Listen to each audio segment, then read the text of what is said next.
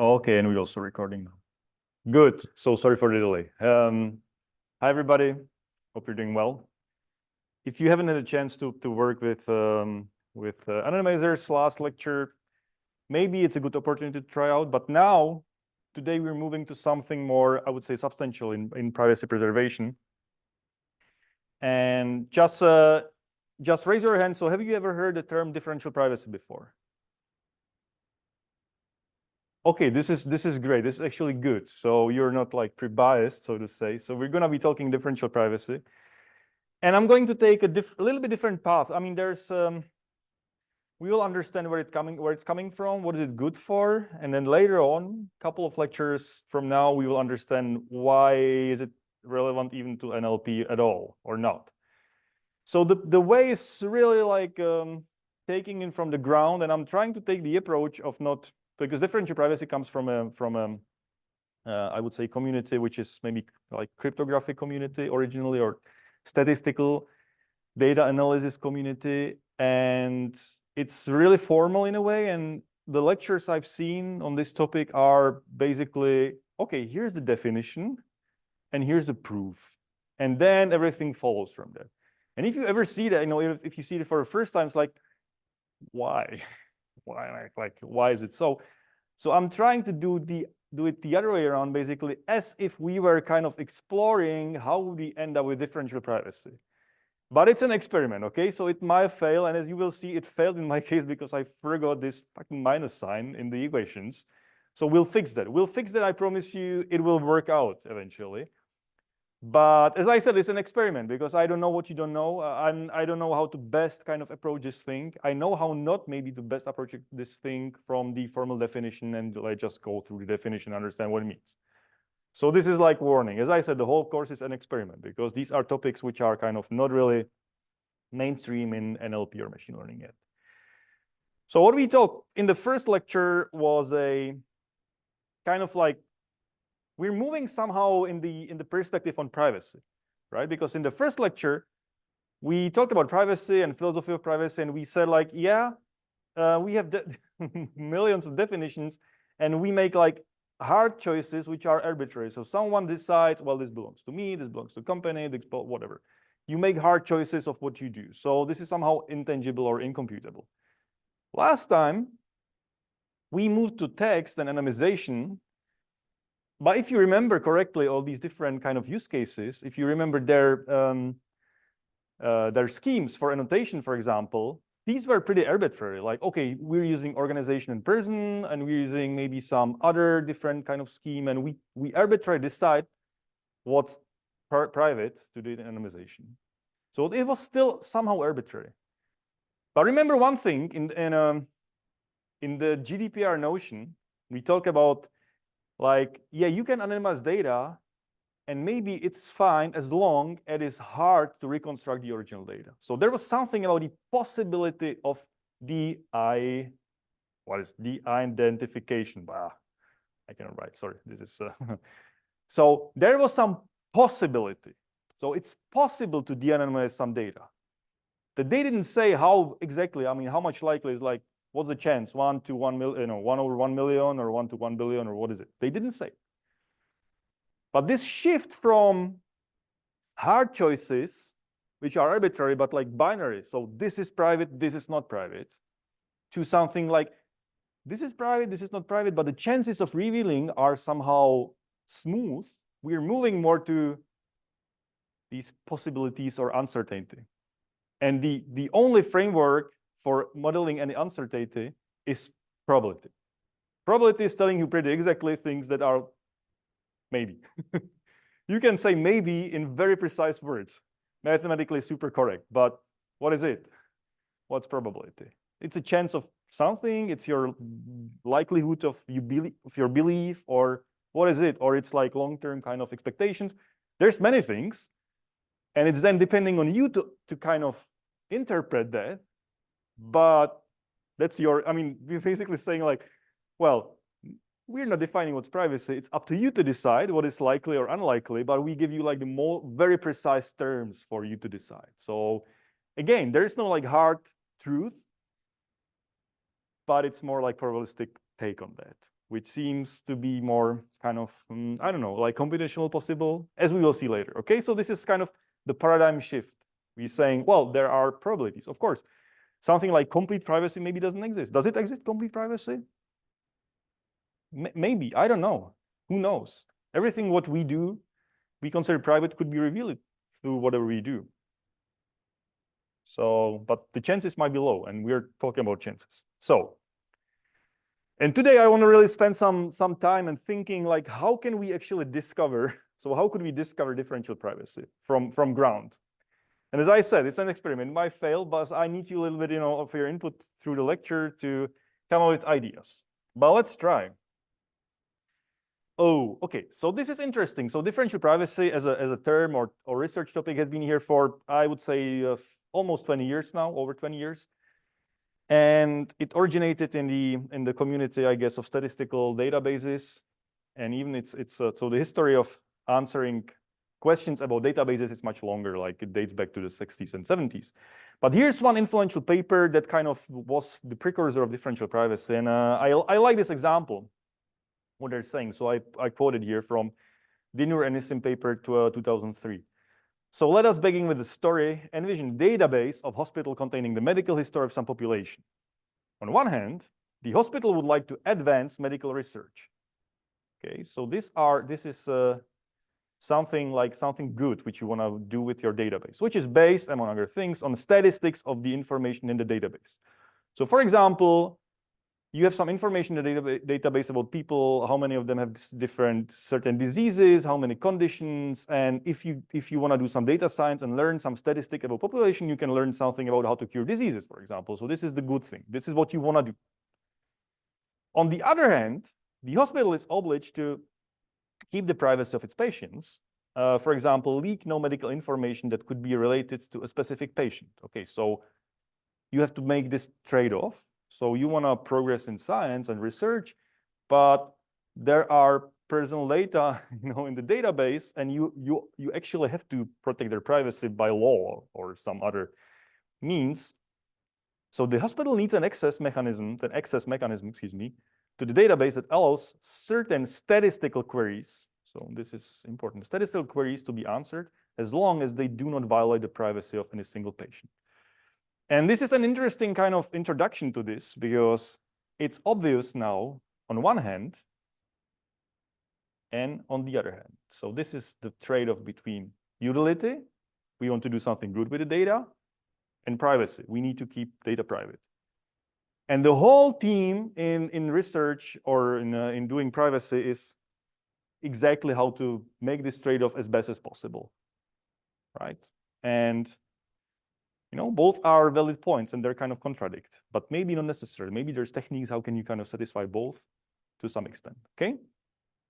I like this example because this is basically where all the research kind of was referring to, the first differential privacy papers, to this one. So what they're using here in this paper, this is an important part, like very kind of substantial, is a database. So what is a database?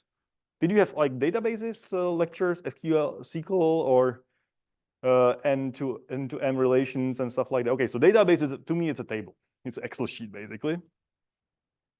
And here, in this example, they focus, so this is, again, quoting from the paper, on binary databases. So this can't be any simpler. You have a database, and each person is either 0 or 1, binary information. What could that be? I have no idea what they meant by that, like why they simplified it like that. But maybe, you are in a data, you have a disease or not. So maybe that could be an example. Okay, so there's patients, and 0, you have a disease, and 1, so excuse me, 0, maybe you don't have a disease, and 1 could be you have a disease. So in this paper, they really simplified a database, binary database.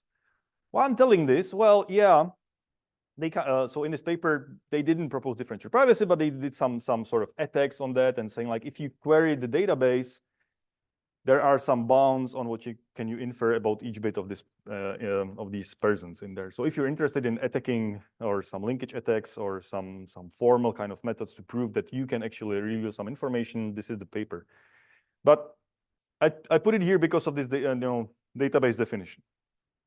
As we will see later, This might have some consequences. But then the first differential privacy papers, they kind of extended the notion of the database. So still, the database consists of some number of n rows. So okay, so we have a database. It's a Excel sheet. There are n rows. We are completely agnostic about the type of rows. They may be tuples of attributes, strings, or even pictures. Okay, so they're now extending from just single bit to something which could be just a table as we know it, like a database. So there's person is each row, and then they have some attributes like age, name, birth, whatever. So all these information, just a standard kind of notion of database. This is not surprising, but I'm just being very explicit about the origins of differential privacy, because maybe there will be some bad surprises as we go along. So this has to be clear. So this could be strings, even pictures. Okay, cool. Then okay, if there is something you should remember about differential privacy, this is this slide. This is this thing. The most kind of, this is an assumption which we are doing when we're doing differential privacy. And unfortunately, I haven't seen it repeated at all. I mean, I found this original paper from 2005 where they kind of, started with differential privacy and made this one little paragraph about the independence of rows. But this has super, super huge consequences of anything we'll be doing with differential privacy. So we need to understand it. So what does it mean? I mean, they put this nice example. The intent of the independence assumption, so independence of rows, okay? So we have rows and they are independent of each other.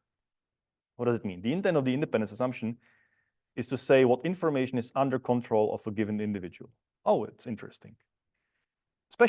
Specifically, if there's information about a row that can be learned from other rows, this information is not truly under the control of that row. What does it mean? If I, as a person, have my row in the database, but somebody else has also my information in their row about me in their database, the rows are not independent, right? So they can know something about me even though I cannot control it. And this is it. So even if the row in question were to sequester, so I don't know this word actually, sequester itself away in high mountaintop cave, information about the row that can be gained from the analysis of all other rows is still available to an adversary. Yeah, that's true. I mean, if somebody knows something about me in the database, but I'm completely not there, I'm somewhere in the mountains and like hidden from the world, they can still learn something about me from the database from other rows. So for this reason, we focus our attention on those inferences that can be made about rows without the help of others. Okay, so this is the most important assumption, is that each row is independent of each other. Okay, so you cannot have an entry in the database that knows something about somebody else and call it private. I mean, you can have it, of course, but then you have to somehow change all these assumptions about differential privacy. So we are thinking like, okay, row, some information, okay, good. So I'll give you an example and maybe we can discuss them later. I mean, if you have any questions or clarification needs. So the data set, okay. The essential assumption is of database or data set is that each person corresponds to a single row in a table, okay? So you have a row and it belongs to a person. Yeah, sure, I mean, sure, of course, but not necessarily. Sometimes we violate it without even noticing. So that's why I'm saying like the independence of rows is really important. And what are the columns? It's kind of arbitrary. So it could be actual table with some attributes like age, income, and so on. Could be just arbitrary unstructured objects such as personal photo or text. So now question. Okay, so this is interesting. So let's say I have a database of pictures, and on the picture is me and my friend. Does it stick to the requirement of like personal information just about myself and not revealing something about other people? So once again, I have database of pictures, okay? So ID 1 is me. Okay, this is me. I cannot really draw, I'm sorry. And ID 2 is another picture, and there's someone else with me. I think it's actually violating the independence assumption because there is some information about someone else. So maybe we should delete a person. Yeah, and that's getting it's getting tricky again, because is there anything else in the picture that kind of reveals something about other people or not? I don't know. Maybe yes, maybe not. But we have to really make sure that if we work with something which is not just a binary kind of abstract thing, which is real data of real people, that this assumption really holds. Because if you break this assumption, everything just stops working, like formally, as we will see later. So I think I have a couple of examples here. Okay, another implicit assumption. Each row contains data that belong to this row's person. Okay, we told that already. And okay, this is the assumption of independence. Okay, this is the implication of the assumption of independence. If I remove person A from the data set, okay, so let's have a data set where we have A, B, C, and D. So this is the data set. And if I just remove A, I cannot say something about A from B, C, and D. I cannot tell. I remove A and I cannot learn anything about person A. Okay, so this is the implication of this independence. Make sense? Any questions? Should be clear now. I wished it were clear for everybody doing anything with differential privacy, but sometimes it's not. And I found it a little bit kind of sad that this assumption is not really kind of the first thing you have to understand. Assumptions of doing differential privacy means independence of rows, independence. So you should remember this, okay? So let's say this is a table and it looks good because we have 3 people, Bob, Elise, and Charlie. So this is a table and we have some attributes which might be private. So income, age, and whatever, okay? Looks fine to me. No violation of any things, right? If I remove Elise from the data set, from the other ones, I can't tell anything about Elise. Agree? Awesome. How about this? So we have another data set. We have name, income, age, and someone else's income. I mean, this is I just made it up just to show this, you know, and this is absolutely wrong. I mean, this is clearly wrong. So if you saw this table, you would say, oh, I don't know. But maybe there are data sets, like real ones, which are not like that, but might actually be in this term, like friendships. You know, what are you friends with? Who are you friends with? Maybe with Elise and Bob and stuff like that. Okay, maybe this is not. And if Elise and Bob are in the database, it's revealing something about the database already. So it's getting tricky. Okay, maybe so. This is maybe not a good idea. Okay, it's bad on purpose. Here, yeah, okay. I mean, Elise is twice here in the database. Okay, yeah, maybe it's a mistake, but you can have, I don't know, you can have transactions in the database like a shopping list, and you have the same person multiple times in the database, and that's not wrong. You can do stuff with it. You can answer queries, but you have to be very sure about other assumptions later on. So that, you know, this is not the easiest. You can have multiple people, and whatever we do later on, then we have to take into account something which is called group differential privacy. We won't be talking about group differential privacy because this isn't like the mainstream thing, but just be aware if you have the same person repeated in the database, then maybe it's something else, like let's say shopping items. So he bought A, she bought A, then B, and A again. So whatever. So, you know, could be like a, I don't know, database of web search queries. So that's an option. Okay, so maybe this is not what you really want, and you want something where like nice and clean, because most of the papers are actually working with this like nice and clean database. The real world is much more trickier. So remember this. Okay. Any questions so far? So database. Independence assumption, we have a database. It's not ordered, so it's just entries in the database. Should be self-explaining, but I really wanted to start with this kind of assumptions because other people start with mathematics.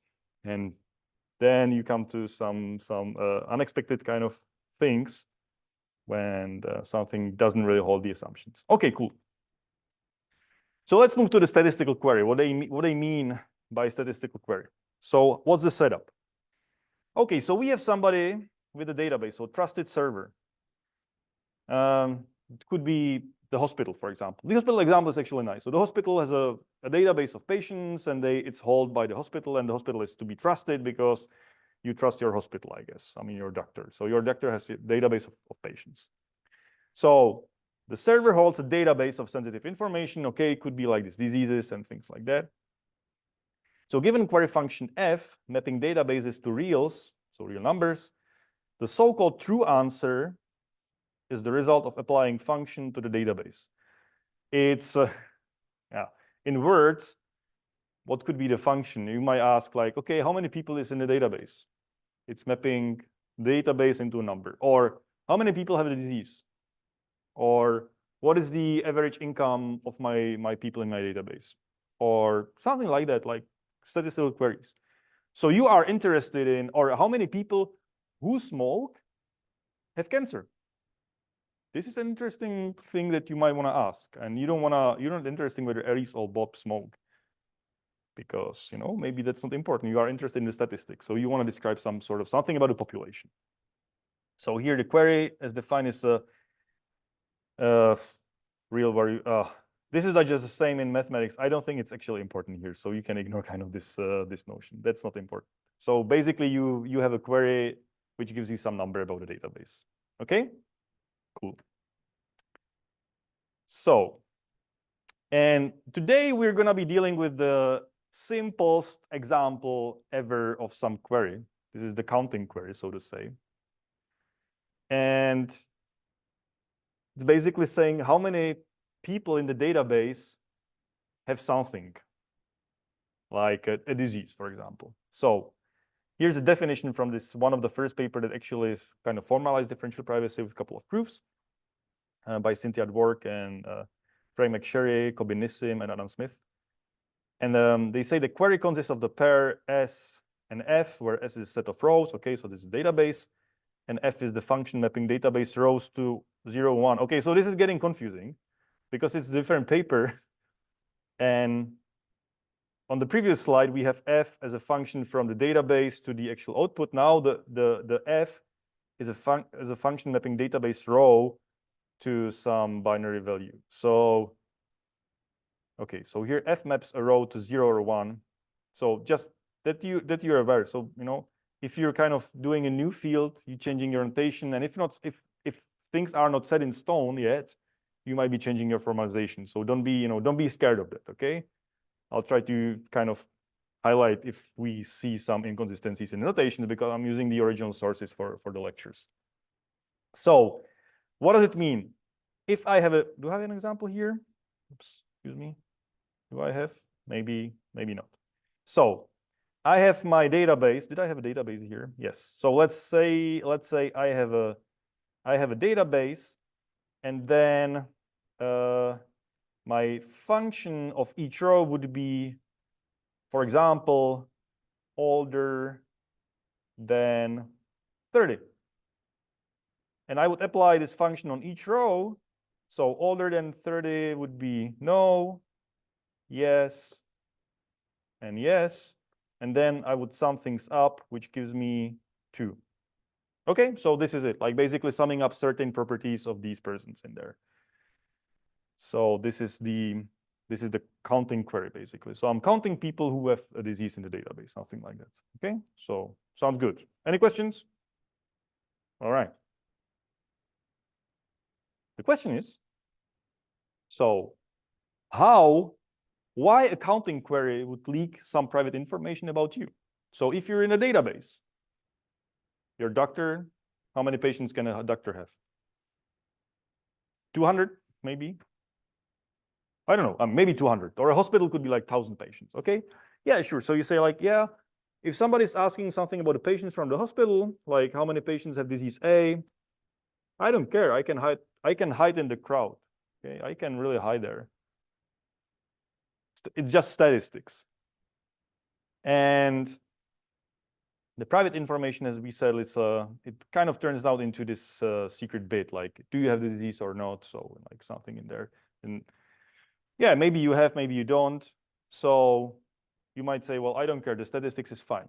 Well, the bad news, if you are in the database already, you cannot control the others. So one example is you are in a database. You don't want to reveal anything about your privacy. Somebody asked the hospital, so how many people, I don't know, what could be like private information? Maybe cancer. I don't know if it's a good example, to be honest, but everybody's using that. So I consider it as a private information, okay? Or it could be like a drug addiction, okay? So is this person a drug addict? So it's something which you don't want to reveal. And the hospital says, yeah, so we have 10 drug addicts. And then the other 9 drug addicts will just kind of, reveal their secrets. And maybe there are no other drug addicts, so you're the only one who is left. And then everybody knows that you're the drug addict. Like basically a linkage attack on this term. Like you cannot control what the others are telling or not. You care about your own privacy.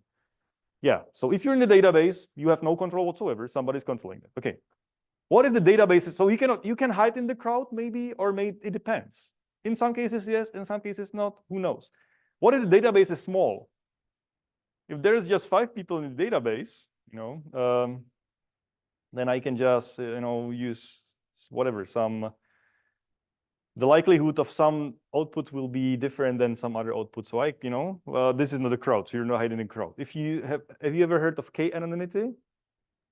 So K-anonymity is saying like how many other people have the same, well, you're actually hiding information. No, you're making your other K people look like you, something like that. Sorry, sorry for YouTube video. It's a thing, but it's not as, it has some disadvantages as well. So anyway, if there is a small crowd, you can just say, well, I'm not gonna give any information, but then you lose the utility, so that's not good as well.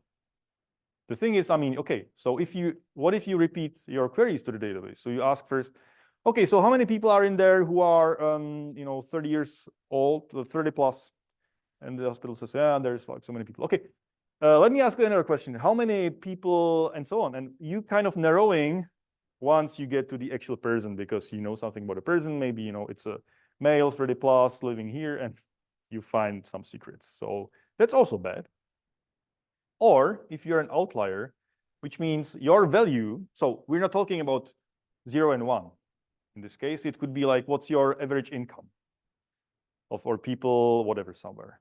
And if you're earning way too much or way too little, you're somehow outlier in the distribution, then you might also have difficulties in hiding you in the crowd, because you're basically sticking out somewhere. So, some outlier values is also bad. So counting query can leak private information. And we can actually try an example on the exercise. I don't know. Let me think about it. Could be cool. Let me something else. So do you agree with me that just counting query tell you the true answer is bad? Okay, good. Maybe I have an example. Maybe not. Okay. So here's an example. Okay, we have a hospital kind of scenario. It's completely made up. I don't think it works like that in hospitals, but just as an example, because everybody's kind of concerned about their health and private information. And we saw in lecture number 1 that if you screw up and reveal something about medical records or stuff like that, it has bad consequences. So we stick to this scenario for now. Okay, so this is a database, Elise, Bob, Charlie, and other people, and the last one is Sander. So, and we have some information, and I think what's most important is like they kind of keep track of whether this person is taking drugs, illegal drugs or not. I don't think it's realistic, but okay, let's take it just for an example. So I'm not taking any judgments about drugs or whatsoever, okay? No, whatever. So just an example. And you might want to ask a query, so how many persons in the database take illegal drugs? Yeah, it might be a fair query. Like somebody comes to the hospital and we're making a survey, so how many persons? I'm not talking about a percentage, but maybe it's somehow, could be also the percentage, but just the count of how many people take drugs. And again, as I said, so for the context, if you are Elise, now, how did you end up in such a database? So maybe you're a patient, maybe you had to sign up GDPR, something like that. So just consider you are in the database, and if you're Elise, okay? So we're playing the role of the Elise. And Elise is taking drugs. Okay, that's the reality. So, so the question is, how many persons in the database take illegal drugs? And maybe we might have some public information. So the size, we might know that there's 100 people in the database. Why not? It could be public, okay? And the true answer to the query would be, if I were the hospital, would be, okay, there's only 2 people actually taking illegal drugs here. And this is Elise and Sander. Yeah, okay. So the true answer is 2. And now we're getting into troubles. I mean, there's crowd, there's 100 people, but I don't know what are the others doing. If I'm Elise, I don't care about the others. I cannot control their privacy or whatever, or behavior. But maybe Sander just says like, yeah, I'm actually taking drugs. And if we know that Elise is in the database, yeah, 1 + 1 is 2. So I'm sorry, your kind of privacy is revealed because we just published a true answer to the counting query. So everybody agrees with it? Like this is not really a non-realistic scenario. It's possible because you cannot control what others tell about themselves and who are in the database. If you are in the database, you lose control. Otherwise, there will be some measures taken. Okay, does it make sense? Yes.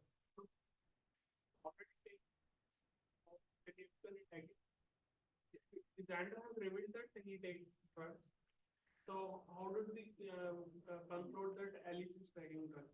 So okay, I know too. So okay, we didn't talk about what we know. So I know Elise is in the database because I know she's a patient in the hospital. So this is one information, okay? But still, I don't know whether she's taking illegal drugs or not. So then I'm gonna ask the hospital, give me some statistics. I don't care about people, give me statistics. How many people take drugs? And they say 2. And then, okay, oh yeah, okay, that's a yeah, right. No, that makes no sense. Okay, yeah, that could be the others. That could be the others. How did you do that? Okay, so maybe we just that's a bad example. I'm sorry, I mixed it up. So if we had just 2 patients, yeah, but it's trivial. Okay, it's actually pretty hard to come up with examples that are kind of convincing. So maybe the other people are, I mean, they were just telling the truth, or I don't know. I mean, maybe everybody else except for Alice would kind of reveal their truth. Okay. Maybe it can be like there are 2 people who take drugs, and they are below the age of 50. So rest of the people are above. Yeah, that could be. So for this exactly, you must have some other information. What this information is going to be, either all these other people reveal something about them, or you have some other statistics, and then you combine it. Just from this query, you couldn't kind of reveal it. Yeah, the point taken. Sorry about it. Yeah, okay. Yeah, it's kind of tricky to come up with a convincing example. Yeah. Yeah, it could be okay. So it could be like how many patients in 2024? Something. You need some more queries to answer this question, but eventually you would get there without privatizing. Yeah. Okay. So I have an exercise for you. Think about it, like how to create like more convincing example of this counting query to reveal somebody information. I really want your creativity to kind of kick in, because I kind of took the standard path of like, okay, medical records and everybody can reveal everything from the counting queries, but maybe it's more complicated than this. Make a convincing example. It'd be awesome if you just post it on Discord or whatever. It would be really cool to kind of highlight the need for something better. So what is this? Are you in the database or not? Okay, yeah. This is similar. I don't know if you need spend. Maybe that makes more sense. So okay, what I meant by that.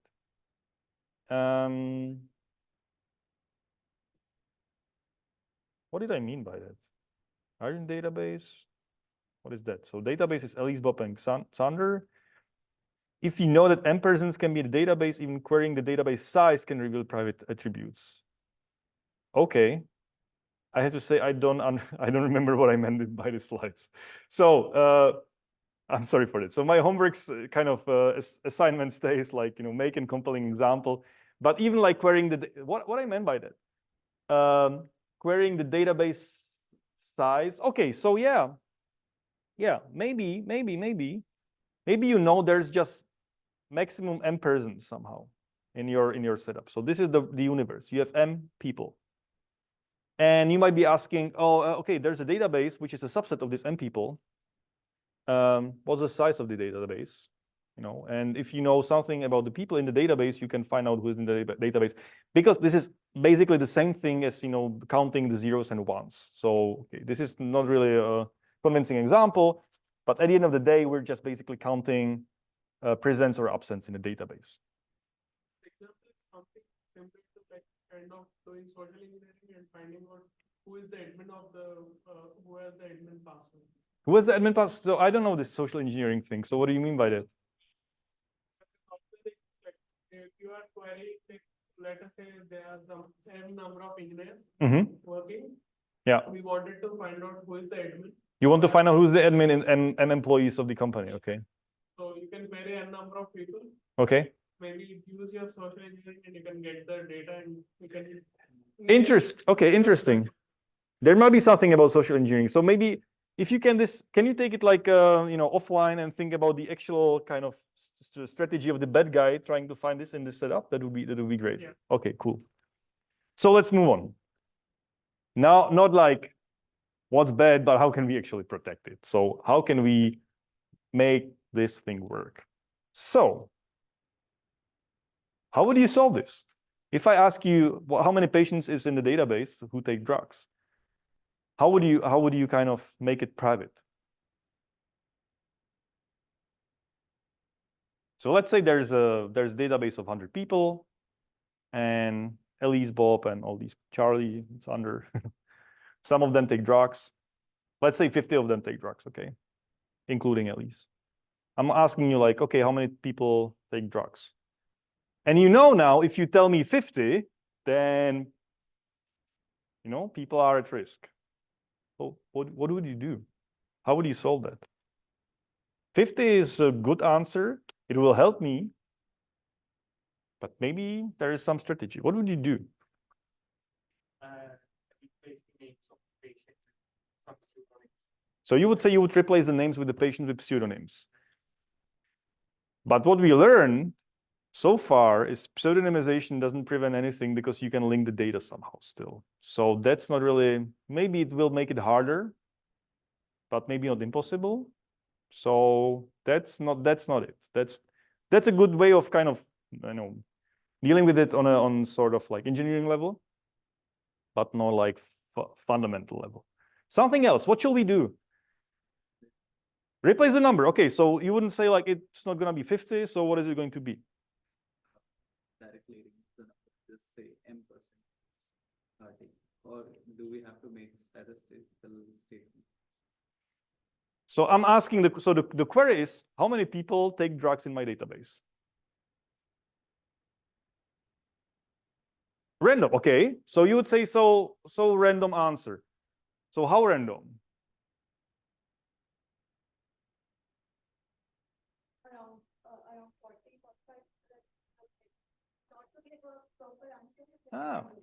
Okay, so you would say random, somehow random, but somehow around.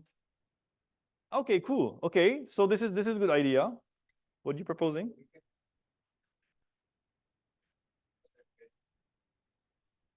Say again, sorry. We can give percentage, like 50% of the people have the diabetes. Yeah, but the percentage is, I'm not asking for percentage, I'm asking for a number. So we have to have a solution for the number, because percentage is, I mean, if you know the size of the database, it's easy to do percentage and vice versa. So it's basically coming up to how many people.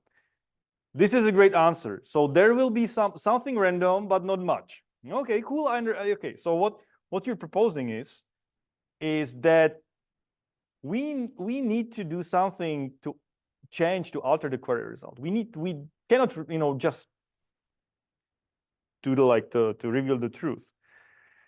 So, and it has to be somehow irreversible. I mean, if I tell you the answer was 55. So you shouldn't be able by no means to get to the true answer 100%. Okay, so there's no way that you can like reverse engineer the true answer. But maybe there will be something about randomness. And if we are in the randomness, we are something in the realm of probability. But anyway, a natural approach that has been explored by other people in the 80s is to add random noise to the answer. So exactly as you propose. The question is like how and what and so on, but that's it. You have to somehow randomize. Because randomization is important for privacy, not only in like privacy preserving stuff, but where is randomization important? Like if we deal with secrets and privacy, well, in cryptography, like all the security stuff is based on something random, which then you do stuff on top of that. And if this is not random, then you can reverse engineer and kind of, leak, breach security, so to say. So just here that it's evident that without randomness, there is no privacy. It's coming from a crypto paper in Nature, but it's true. Like if everything is predetermined and all possible choices we make are predictable or pre-programmed by our adversaries, then there is nothing that we can build our privacy on. So there has to be some true randomness. So important. Okay, yeah, we get an answer. We have to make it random, and nobody will see like what was the truth. Only the random answer, like the change uttered query result. And the $1 million question is like, okay, you were saying? No. Yeah, go ahead. If you use some kind of normalization on the database, can the randomness be reduced? Can it be again here? What do you mean like normalization on the database? So we are saying like around, let us say we have out of 150 people are drug addicts, they use drugs. So in that we are taking some random number like 43. Mm-hmm. So in a higher, let us say we have multiple hospital data, we have databases. We are trying to do the normalization, like +1 normalization and other. Okay, yeah, I think maybe yes, maybe no, but you're taking it maybe too complicated. So maybe there's like an easier approach first because you have just a one table. So I don't know what, I mean, you can change the table, but maybe it's not necessary at all. You just need to randomize the response first. We need to have like a fixed randomized response, so a fixed randomness, because otherwise we could just do like 1,000 queries and then. Okay, so your question is like whether we need like a reproducible random seed, things like that. Maybe no. I don't think so, because the thing is, and we'll come to that, I guess, in a second. This is just one off, like there is one query. I'm asking how many patients are drug addicts. And you say, okay, the true answer is something, and then I will do some randomness. So I'll give you the random answer. Done. And the random process is forgotten. You just draw a random number, and that's it. If this was like predetermined by the seed or something, that's your secret, or that's the hospital's kind of implementation thing, but it has to be random. If you repeat the same question, you should get different answer.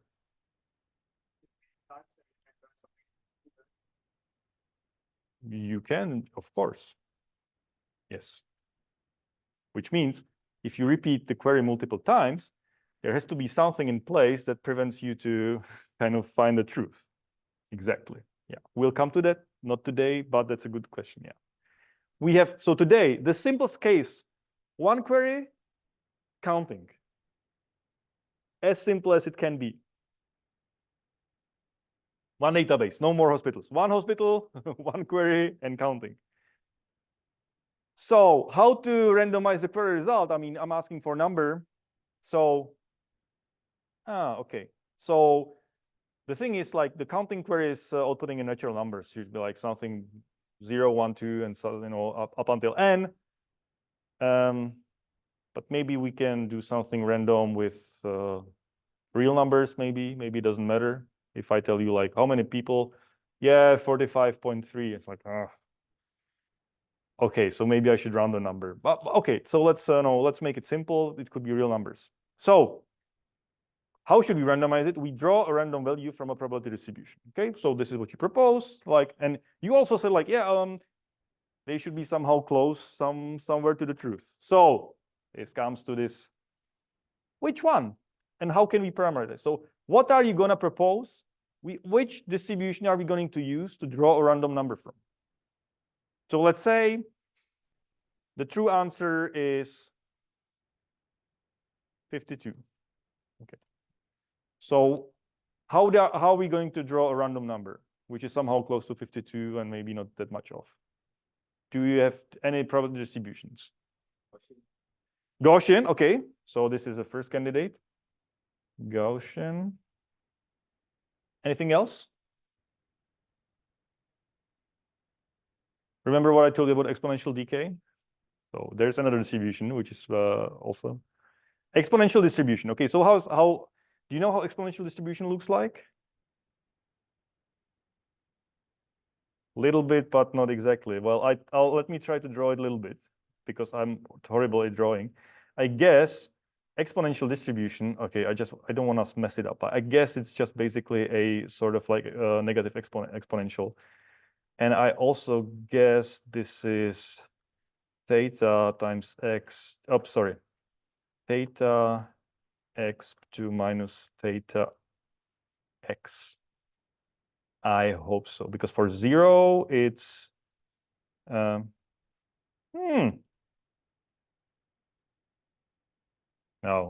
sorry. Wikipedia is your friend. I forgot the form. So, but this is like one kind of just one side distribution. So we would need to make it both sides. Like we would need something like that. And this is the so-called Laplace distribution. Laplace. Okay, so Gaussian Laplace, okay, any other? These are good. I agree with those. So what are they? Okay, how is the exponential distribution? Come on, I have to know that. It's, sorry, it's too late in the afternoon. So anyway, so Gaussian is very nice bell-shaped curve like that. And, we know so this is the density, okay? And here's the location, location, basically the mean. And here, again, this would be the Laplace. And here's also the mean or location. Laplace is called also location. So, okay, these are two distributions. Interesting. And they have exactly what you want, what you proposed. Like, well, if this were the true answer, so if this were 52, well, the chances we're sampling something around 52 is bigger than something like completely off. That's great. So we want this. We want something random, but not that much not that much off from the truth. So today, we're gonna use the Laplace distribution. So the Laplace distribution will make many things much easier for today. Later on, we might look into the Gaussian. It has different properties. So the Gaussian, the Laplace distribution will be our to-go now. So exactly, because what we want is a randomized output will be likely close to the true value and unlikely far away. So for example, we don't want a distribution that would be maybe like a uniform. If you have a uniform distribution on the size of the database, then anything is possible, even likely. And then what is the result good for? I mean, it could be anything. So yeah, that's bad. So something which is close to the true value. Cool. Any other questions or suggestions? Did somebody look up how's the exponential distribution PDF? Yeah, it was true. Yeah, so that's theta times x to minus theta x. That was correct. And of course, it has support from 0 to infinity, excluding 0, right? It's excluding 0. Yeah, so that's correct. Okay, cool. Oh, good. This is not the worst thing. The minus sign missing in the equations is much worse. I'm sorry for that. Well, we'll see that later. Okay, so anyway, this is what you want. The exponential distribution, there was supposed to be a beautiful equation. So I didn't want to copy paste Wikipedia. So you can look it up on Wikipedia. But basically, that's what we draw already. So we have a center of this distribution, which we call a location. And we also have sort of how the spread of that, and it's called a scale. So the B parameter is the scale, and mu is the location. And the PDF is 1/2b x to minus absolute value x minus location. Oops. Oh, sorry. Location over b. So this is the PDF of the Laplace distribution. Is it readable? Yeah, if not, just look up Wikipedia. Okay, so there in Wikipedia you have nice. So the thing is, the larger the b, the more spread the distribution gets. Okay, so the more kind of more variance or standard deviation. I mean, variance of Laplace is 2b squared. So variance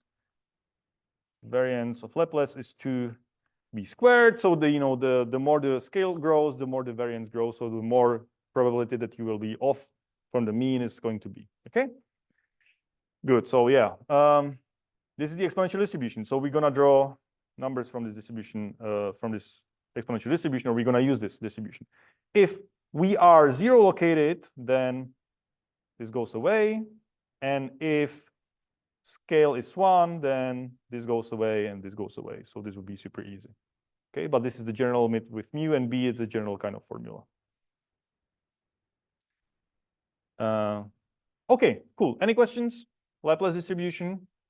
I think you should know it. I mean, you will sooner or later see it again over and over and again. So if you remember Gaussian distribution, you should remember also Laplace distribution, like the PDF. Okay. So we have these two parameters, and we're saying, okay, we have the true answer, and we're gonna sample from the Laplace distribution. So we need the location and scale. I mean, these are the parameters of the Laplace distribution, right? I mean, we have scale and location, and we want to sample from this distribution. So the location, as we said, is going to be to true value. So we had this example with 52. So we would basically, this wouldn't be 0, this would be the true value. So for example, 52. Okay. And we're gonna sample from the scale. That's a good question.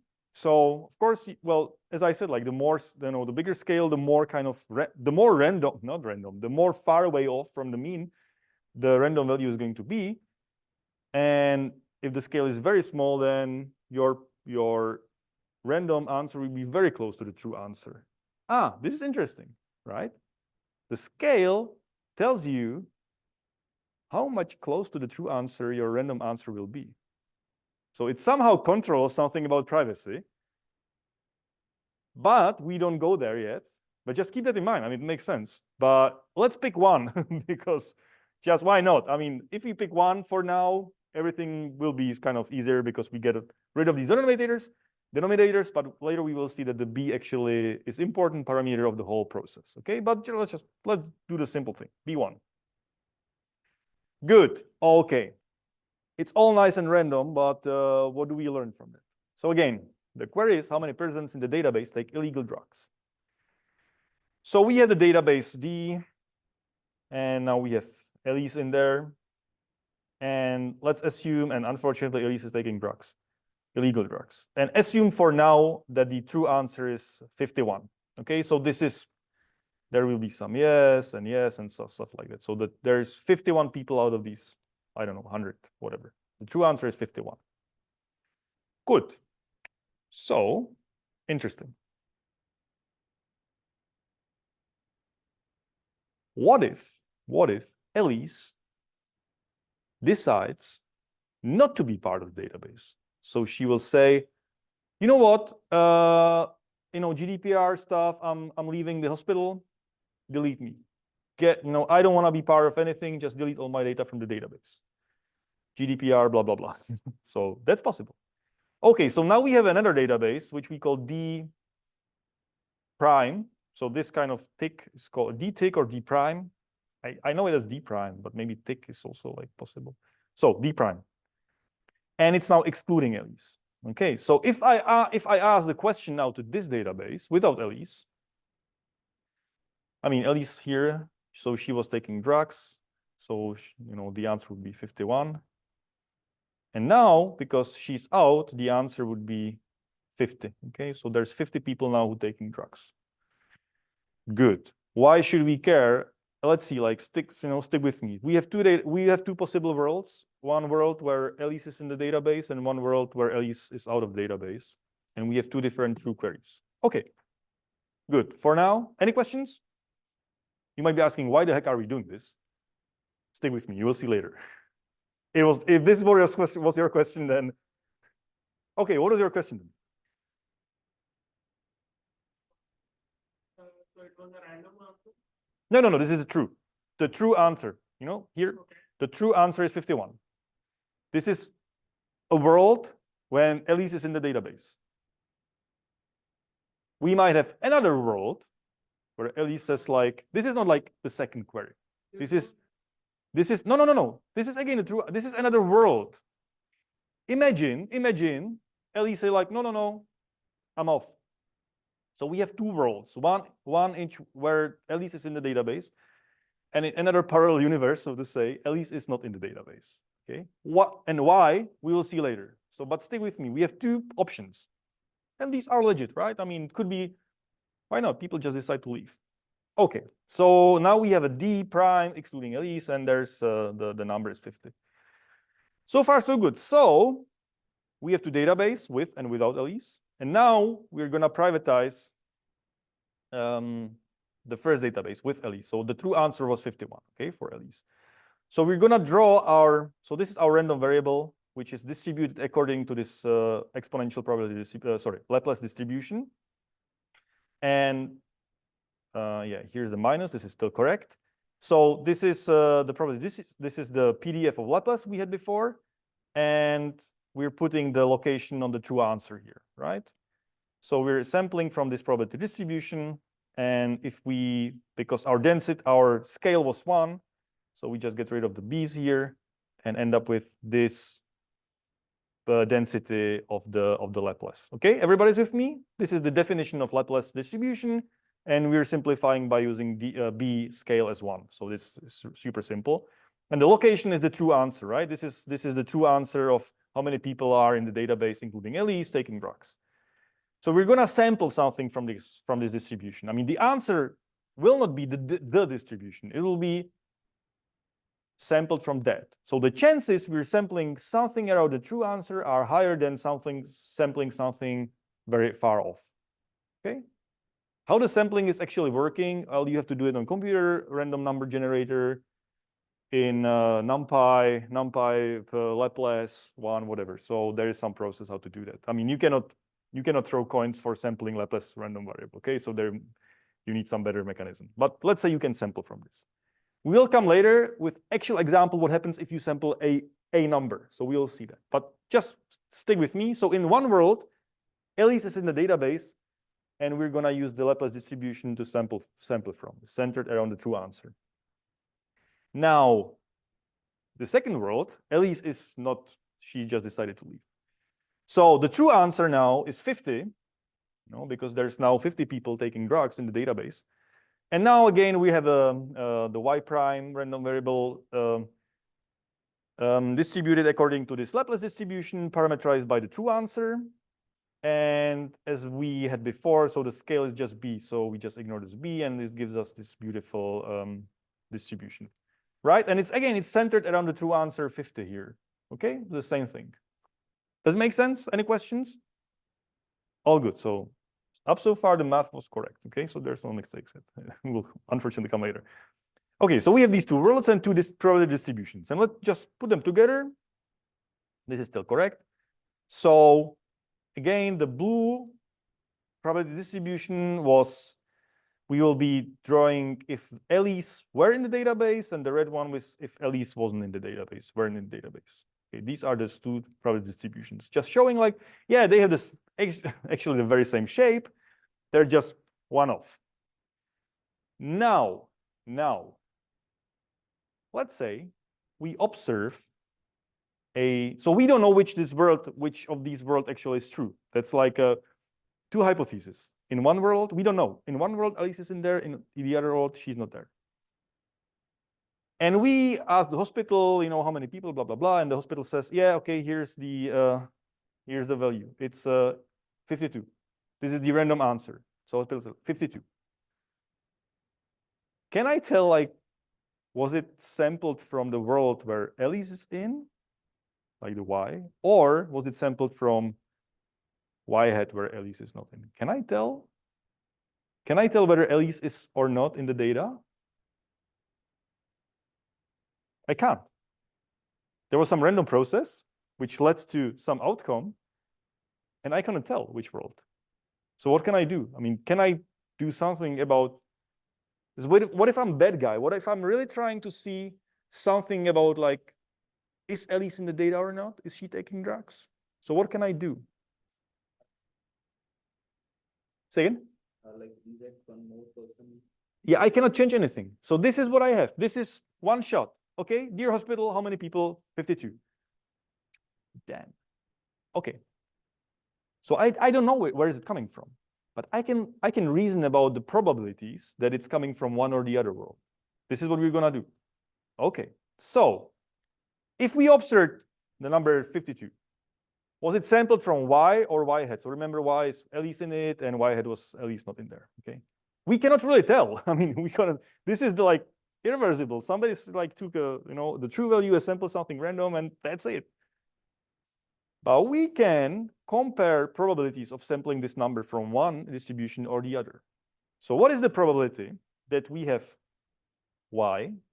So this was the data set with Elise, and we sampled 52. What is the probability distribution? Okay, now so I'm simplifying here. Actually, this would be 0, because in continuous distribution, the probability of any single value is 0 because of sigma algebras and because of all this, all this stuff. So we're gonna using, I mean, we don't want to break our math, so we're gonna use the densities here. Okay, so we're comparing densities. So this is not like, this is a little bit incorrect. It should be some, let's say, open interval, blah blah blah. But I don't want to go into the, like, nitty-gritty details, mathematics. They don't matter here. I wanna know, like, well, okay, if I sample this from the Y, so this is the expression again of the Laplace density. Okay, so I observed 52. So remember, I'm plugging in 52 as the X, and the rest is just the what was in there. Does it make sense what I'm doing here? So the probability distribution of Laplace, and I'm plugging here what I observed. Okay, and it will give me the probability that from this thing, what is this? Blue is with Elise, blue. I sampled. So this will give me basically what's the probability that I sampled 52 from the blue one. And I just plug it here in this probability density function and tell me the density of 52 from this distribution. Okay, makes sense?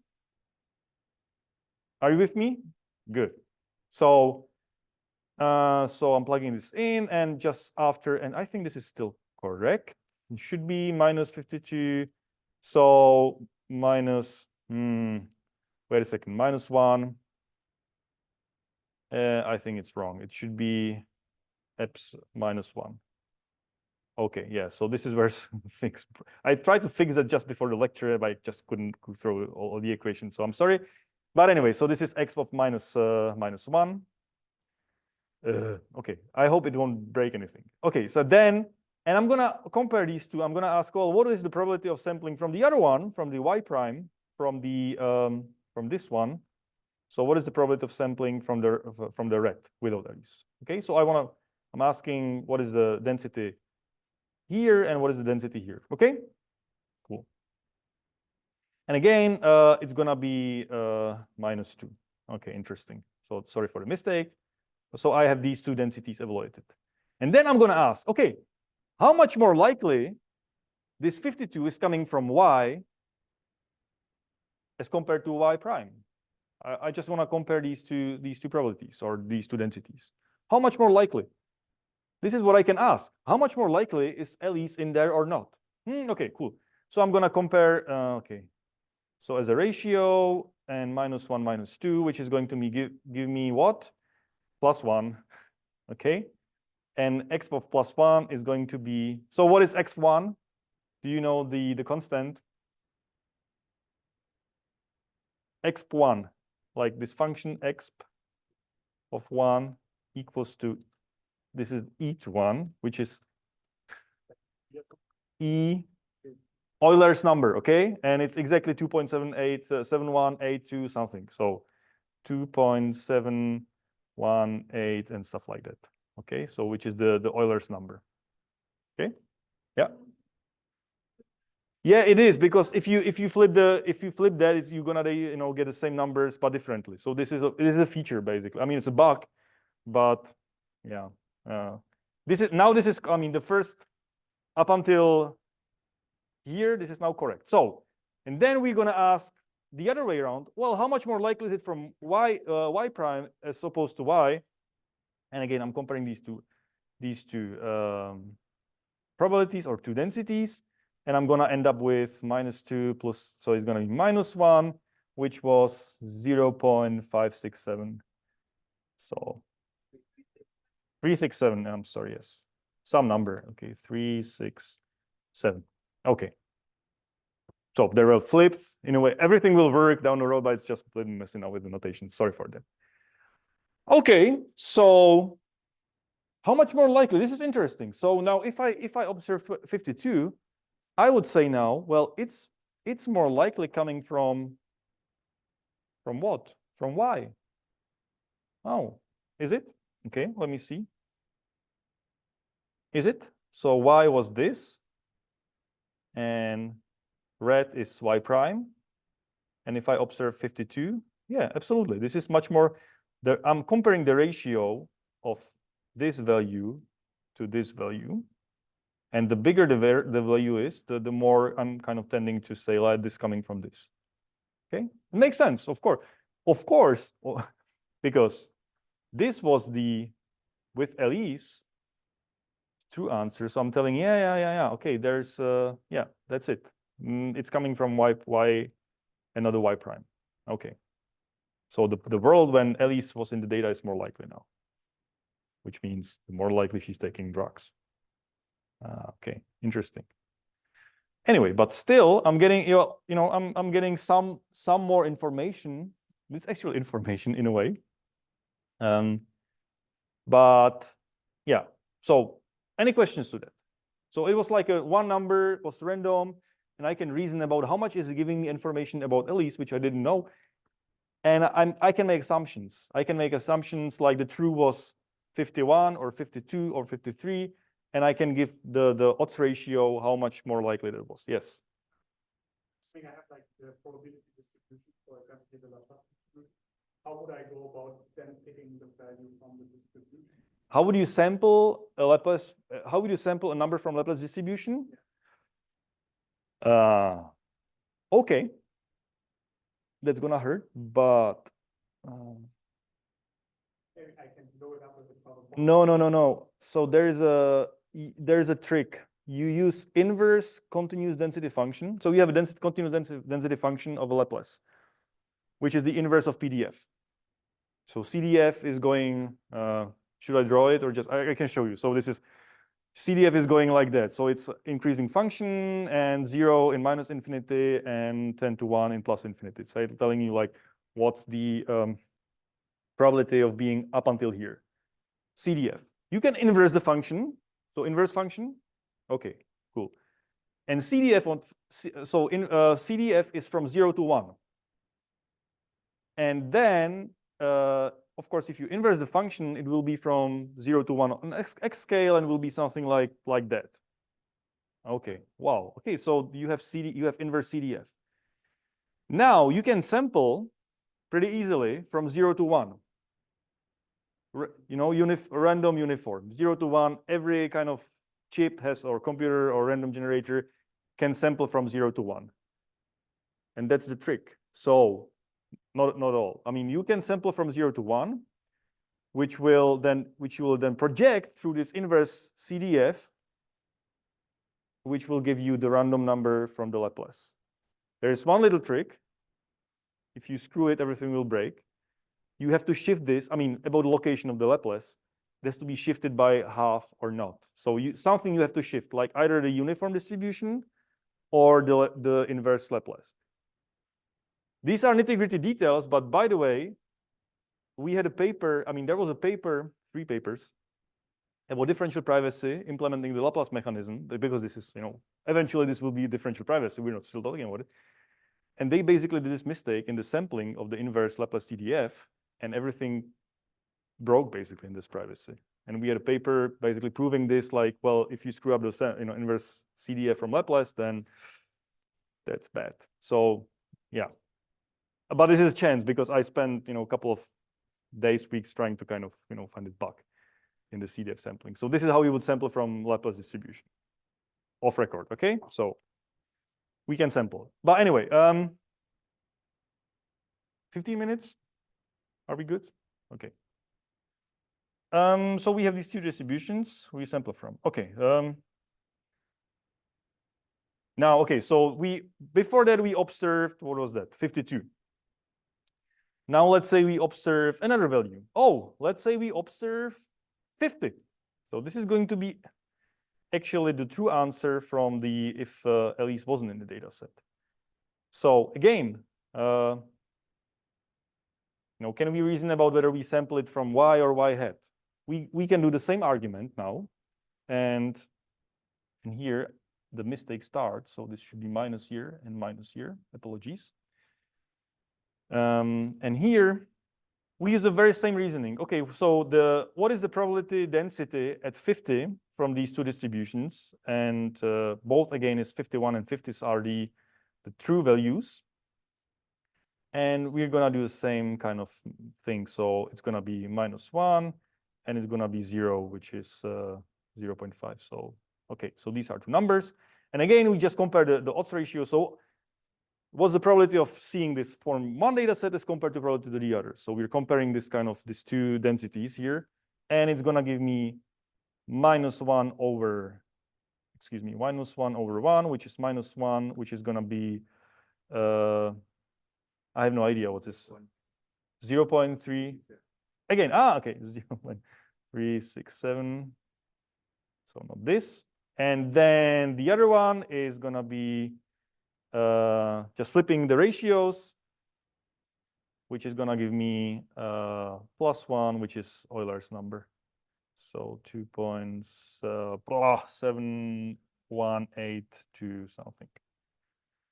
So okay, before that, let me just come back here. So we said, okay, what if we observe 52? And 52 was here on the right-hand side a little bit. Now we are saying, well, what we observed 50, and again we see that the sort of information we can leak about presence of Elise or not, it's still somehow bounded from above. I mean, this is the highest number we've seen so far. By chance, it's x of 1 Euler's number. It's more chance of this kind of experiment, but everything else is sort of smaller. Okay, well, can we just generalize this for any observed x? So whatever we observed, be it 52, be it 50, be it 48 something, is there something like a maximum? So I just plot it for the thing we did here for an actual number like 50 or 52. I did it for all real numbers, well, not all, but some, in this range, and plotted this ratio of these two, the probabilities or densities. So are we sampling from one data set, one world, or the other, and vice versa? And we're seeing that actually the amount of information we're getting is bounded here. So it's not bigger than Euler's number. Okay, interesting. So this exponential mechanism gives us some sort of maximum information it can leak about presence or absence of a particle individual in the counting query. Oh, okay, cool. So that's interesting, but this is not the proof. This is just kind of I tried and plot it, and maybe something will break. Maybe something will break here, and just it will explode to infinity. So I don't know. So we should maybe try and actually. This is like a hypothesis, but maybe it actually holds. So let's try to prove it. What we need for this proof is to have minuses correctly here. So I hope it will work out, but I guess so. We need one triangle inequality for absolute values. So this is something I recommend you to just, brush up your math and just to try to prove it at home. So we have two homeworks now, right? I mean, something like that. One was the real scenario for this kind of counting query attack, and this is more like an integrity kind of absolute values. You will find the answer on the internet, so take it or leave it. I found it kind of refreshing to say, like, how should I prove it? Okay, but anyway, so it's it seems like a high school thing. Anyway, this is what we need. And then, so let's say any value x, so not like 52 or 50 or any value x, so any real number. I'm gonna re-express this as the density. So now this should be minus here. And of course, this should be x. Oops, no. Excuse me. These are the true values. Right, these are the true values. Okay. So the true value is 51 in one world where Elise is in, and another one where Elise is not in there. So y prime. Okay. So, and I'm gonna plug that into like that. And this should change into plus. Is it correct? Okay, cool. Everybody's with me. So we get rid of these halves, and division of exponentials will give me basically a flip of the sign. So it's gonna be minus, which turn out into plus. So everybody can follow this kind of thing? Okay, cool. So we have this expression, and now, okay, we can, I'm sorry, this is messy, but we can rearrange this to get this inequality. So to get this, I would just basically flip it, which is x of x minus 50 absolute minus x minus 51. So now it's correct. And then this should be, using the inequality, this should be less than equal to subtracting these two things. So it's going to be less than equal. Let me just kill that. Maybe it's wrong. Less than equal of, I hate doing math on whiteboard. I'm sorry for that. I really tried to prepare it nicely in LaTeX, but I just screwed up the minus sign. And I didn't double check. X of, but we should, yeah, it should be easy actually. It's gonna be less than equal of, what is that? X minus 50 minus x minus 51. Is it correct? Yes, this is the inequality here. All right, this is it. So this is why we have this inequality. And then we kind of, we get rid of this x. And minus 50 plus 51 is going to be, that's going to, well, we'll get it. The answer will be the same, okay? We'll screw up the mathematics, but the answer will be the same. No, I mean, you can, this is high school mathematics, and, if you screw up the sign, if it didn't work, I would kind of come up to this, I would find out through the process, but okay. Oh yeah, awesome. Okay, so now what we kind of proved here formally, that these two, for this given true answers, are bounded by x1 for any x. Cool. What I need to do, I need to basically do the other way around, because I want to make sure, like, well, both ways are kind of protected. So here's the same argument, the part two. I'm just flipped basically these. What is the probability of y, coming from y as opposed to y prime, and here I'm saying y prime as opposed to y. So again, the same kind of reasoning argument. And then here, I hate to say it, but the magic happens here somewhere, and you end up with x1, 2. But I messed up these plus and minuses. I'm really sorry about it. So minus should be plus, and I need to fix that. So this is my to-do, to be really nice. But eventually you end up with the same thing. So it's not a bug, it's a feature basically of this. The turning bug into feature, but it will work. I can guarantee you. I mean, the proof is there. Okay, wow. So what does it mean? It really means that no matter what our hospital is getting us, like 50, 52, 57, 785, it's absurd, right? It could happen, right? I mean, random number generator can give you 755. It's very far away from the true value, but it's the ratio of being far away from the true value, including Elise, and the ratio of being with the ratio of this far away, and being far away from where the Elise is not there, is always bounded. So which means no matter what value we get, after privatizing the counting query using this draw from Laplace, we can only get some limited information about whether Elise was in the data or not. And we can prove it. I mean, there's a proof. So it's basically saying it's not no more than x to 1 or something in this case. Does it make sense? Yeah, but this is great. It's actually protecting. So maybe I have some conclusion here. Do I have it? Before coming to conclusion, this was one case, okay? So let's try another one, and then we'll finish. I can promise. So now, what if Elise did not take drugs?